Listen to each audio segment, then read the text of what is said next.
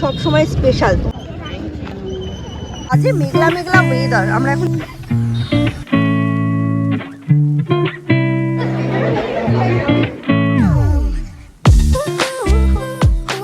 ব্লগসের নতুন একটা ব্লগে সকলকে অনেক অনেক ওয়েলকাম। এখন অন্য দিনের মতো টাইমেই বেরিয়েছি।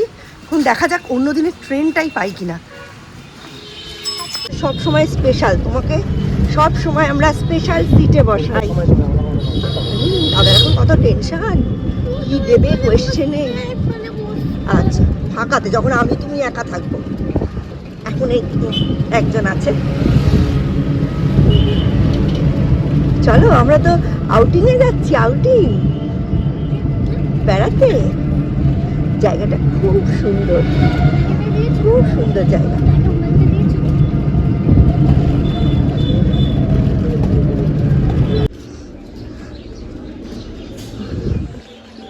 যদি সাংঘাতিক ভিড় থাকে তাহলে যাব না, আর যদি একটু অল্প একটু ভিড় থাকে তাহলে চলে যাব। দরকার হলে কাঁচরাপাড়া স্টেশনে বসে একটু দেখে নিবি। খুব একটা ভিড় কিন্তু নেই দ্বীপ।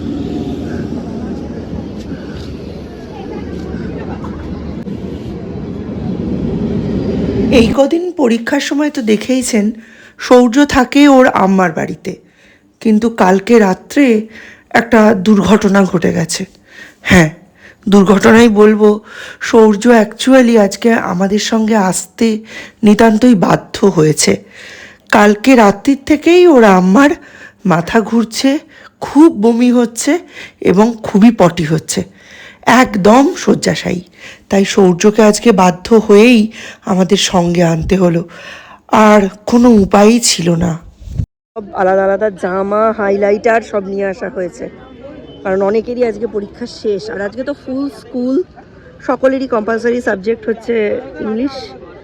সবাই আসছে। কেমন লাগছে? ভালো লাগছে, কিন্তু বোর লাগছে, তাই না?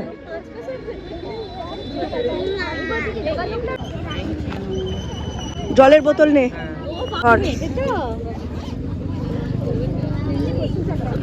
শুধু জলের বোতলটা বের করে নে, ব্যাস।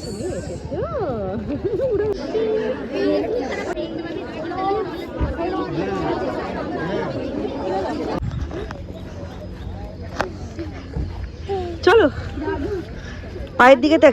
বিশ্বাস করুন, এই কদিনে আমাদের ব্যাগ পুরো ভর্তি হয়ে গেছে নানান ইউনিভার্সিটির কাগজে। আর আমাদের এই কাগজগুলো দিয়ে যাওয়ার পর আমাদের বড়রা কি করে পাশ কাটায় সেটাই আমরা আলোচনা করছি আর নিজেদের মধ্যে হাসাহাসি করছি। আজকে তো আর আইএম, ফ্র্যাঙ্কফিন কিছু আর বাদ নেই। মনে হচ্ছে যেন এই পরীক্ষা দিয়ে বেরিয়েই বাচ্চাগুলো টুপুত করে উড়ে যে কোনো একটা ইউনিভার্সিটিতে চলে যাবে। আর এইসব আলোচনাই হচ্ছিল, কার বাচ্চা কোন কোন পরীক্ষার ফর্ম ফিল আপ করেছে, কার কি গোল, সে হোস্টেলে রাখবে না পেইং গেস্ট, নাকি তারা বাইরে কোনো জায়গায় রেন্টে রুম নেবে, এইসব। আজকে মেঘলা মেঘলা ওয়েদার। আমরা এখন যাচ্ছি বাবা ঠাকুর থানে। কালুরায় দক্ষিণারায় মন্দির। কালুরায় দক্ষিণারায়ের এই যে মন্দির, এটাকেই আমরা বাবা ঠাকুরতলা বলি। এই কালুরায় দক্ষিণারায় মন্দিরটার নাম শুনলেই কিরম একটা সুন্দরবন সুন্দরবন ভাইব আসে না? আসল ব্যাপারটা সত্যিই তাই। এই জায়গা থেকে খুব সহজেই হাঁটা পথে সুন্দরবন পৌঁছে যাওয়া যেত। হ্যাঁ, এটা 1750 থেকে 1850-এর কথা বলছি। এই সময়ে এইখানের কাছাকাছি সুন্দরবনটা ছিল। আস্তে আস্তে পিছোতে পিছোতে সুন্দরবনটা অত দূরে চলে গেছে। আর এই এরিয়াতেই একটা জনপ্রিয় বিল ছিল, যেটাকে বলা হতো মথুরা বিল। এই মথুরা বিল যুক্ত ছিল গঙ্গার সঙ্গে এবং বাংলার যমুনা নদীর সাথে। এর সাথে কিন্তু এলাহাবাদের যমুনা নদীর তুলনা করলে চলবে না। এই মথুরা বিল ছিল পরিযায়ী পাখিদের একটা আস্তানা। আস্তে আস্তে অবৈধ প্রমোটারি এবং ক্ষুদ্র স্বার্থের কিছু মানুষের জন্য এই মথুরা বিল ভরাট হতে শুরু করে, এবং তারপর আস্তে আস্তে এটার 1/3 বেঁচে আছে, বাকি পুরোটাই নষ্ট হয়ে গেছে। বালি দিয়ে ভরাট হতে শুরু করেছে, নাব্যতা কমে গেছে, গেজে গেছে, এইভাবেই নষ্ট হয়েছে। পরিযায়ী পাখিরাও মুখ ফিরিয়ে নিয়েছে। আর এখন তো কল্যাণী এক্সপ্রেসওয়ের পিলারগুলোও পড়তে আরম্ভ করেছে। এই মথুরা বিলের সামনেই বাবা ঠাকুরের থান, অর্থাৎ কালুরায় দক্ষিণারায় মন্দির। দক্ষিণারায় সুন্দরবনের একজন জাগ্রত দেবতা, ব্যাঘ্র দেবতা, সবাই জানেন। আর কালুরায় হচ্ছেন রায়মঙ্গল কাব্যে নাম করা রাজা প্রতাপাদিত্যের একজন সামন্ত বা সেনাপতি, যিনি এখানে এসে হিংস্র বন্য জন্তুদের মেরে এই জায়গাটা বসবাসের যোগ্য করে তুলেছিলেন। সেই মন্দিরেই আজকে আমরা এসেছি। সুতরাং বুঝতেই পাচ্ছেন এই জায়গাটি কিন্তু অত্যন্ত সুন্দর এবং ঐতিহাসিক মাহাত্ম্যপূর্ণ একটা জায়গা। তাই সকলে আমার সঙ্গে ইয়ার্কি মারছিল যে আমি নাকি লোকাল গাইড হিসাবে ওদের এখানে নিয়ে এসেছি। তবে এই থানটি যে দেখছেন এটি এত বড় ছিল না, এটি রিসেন্টলি তৈরি হয়েছে। একটা ছোট্ট মন্দির ছিল আর এই গাছটা ছিল, এইটাকে বেষ্টন করেই এই পুরো জায়গাটা তৈরি হয়েছে। সদ্য হোলি গেছে, এখানে খেলাও হয়েছে। ছোট্ট একটা শিব মন্দির আর একটা সুন্দর পার্ক তৈরি হয়েছে। এই সব জায়গাটা আজকে আমরা ঘুরে ঘুরে দেখলাম। ওদের সেটাই বলছিলাম যে এই জায়গাটায় ছোট্ট থেকে আমরা আসছি। শিব ঠাকুরের বাড়ি বলতেই এই কালুরায় দক্ষিণারায় মন্দির, আর কালীবাড়ি বলতেই চলুন আপনাদের কালীবাড়িতেই নিয়ে যাই। এখন আমরা যাচ্ছি প্রসিদ্ধ ডাকাত কালীবাড়ি, অর্থাৎ রঘু ডাকাতের কালীবাড়ির কথা। রঘু ডাকাতের কালীবাড়িতে আমরা এখন পৌঁছে যাব। রঘু ডাকাত হচ্ছে আমাদের বাংলার রবিনহুড। ইংরেজ সরকার তৎকালীন যুগে তার মাথার দাম ধরেছিল 10 টাকা, এখন প্রায় 10 কোটি টাকার সমান। তিনি এখানকার সুদখোর ব্যবসায়ীদের এবং বড় বড় জমিদারদের প্রধান শত্রু হয়ে উঠেছিলেন। তাদের ধানের গোলা থেকে ধান নিতেন, ডাকাতি করে নিতেন কাঁসা পেতলের বাসন, গয়না, টাকা পয়সা, কিন্তু কোনোদিন ভুলেও কোনো মহিলা বা কোনো শিশুর গায়ে হাত দেননি। তারপর সেই টাকা, ধন সম্পত্তি, বাসনপত্র, গয়না বিলিয়ে দিতেন গরিবদের মাঝে। বড় লোকেদের এবং ইংরেজ পুলিশদের যেমন খোঁচর ছিল গরিবদের মধ্যে, ঠিক তেমনি এই রঘু ডাকাতেরও বিভিন্ন স্পাই ঘোরাফেরা করত গরিবদের মধ্যে। কখন কোন রাস্তা দিয়ে পুলিশ আসছে, ইংরেজ পুলিশ, সেটা তিনি খবর পেয়ে যেতেন। তাই তাকে ধরা কোনো মতেই সম্ভব ছিল না ইংরেজ সরকারের পক্ষে। খাবার দাবারের সমস্ত ব্যবস্থা করত গরিব গ্রামবাসীরা। আর এই যে কালী মূর্তিটি দেখছেন, এখানে ডাকাত কালীর একটি মূর্তি ছিল। কালের নিয়মে সেটি ধ্বংস হয়ে যায়। পুরনো নিম গাছের গোড়া কেটে তার ওপরে খোদাই করে এই মাতৃমূর্তিটি স্থাপনা করা হয়। এখানেই পুজো ছিল। যে সুড়ঙ্গ দিয়ে ডাকাত দল ডাকাতি করতে বেরোতো, সেই সুড়ঙ্গটি পরে ইংরেজ সরকার বুঝিয়ে দেয়।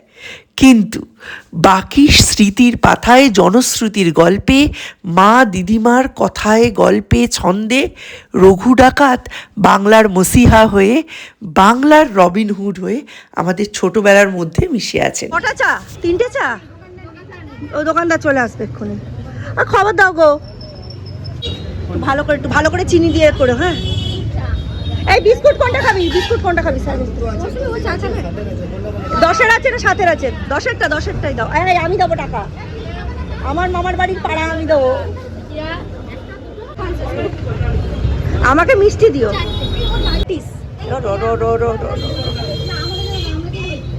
হ্যাঁ, আর নেই।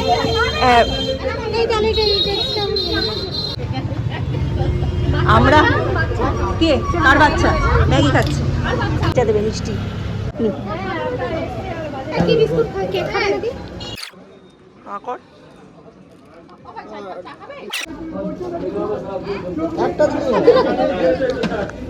কি একটা নিমকি দেখেছি, তো জানি অম্বল হবে।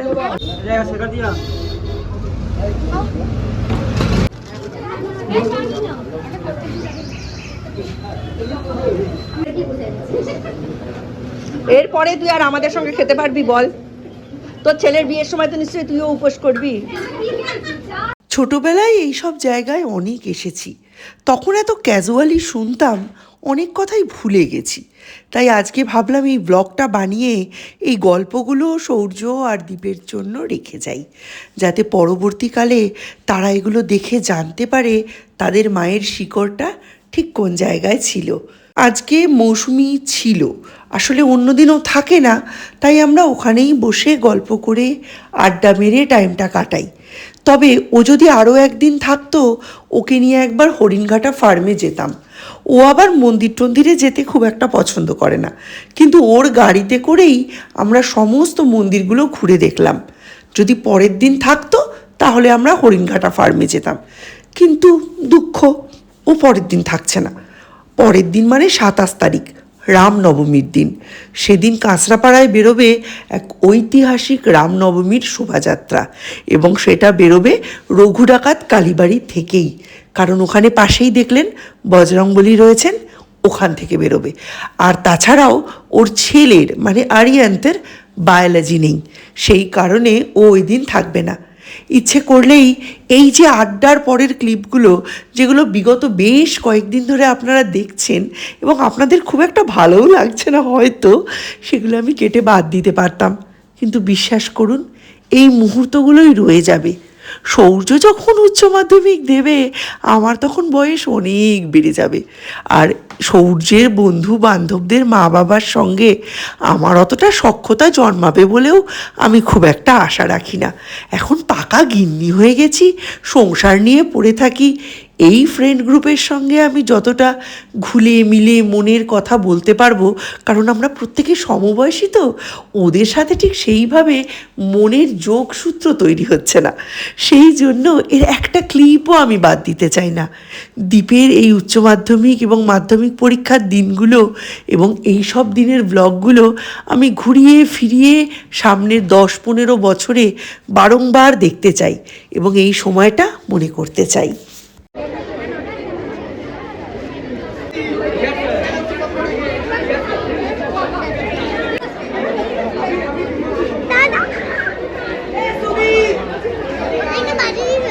কেমন আছে? যাক বাবা, পরীক্ষা খুব ভালো হয়েছে, কোয়েশ্চেনও ইজি হয়েছে, তবে লেন্দি হয়েছে এই যা। ছেলেপুলেগুলো কেমন চোখের নিমেষে বড় হয়ে গেল দেখুন।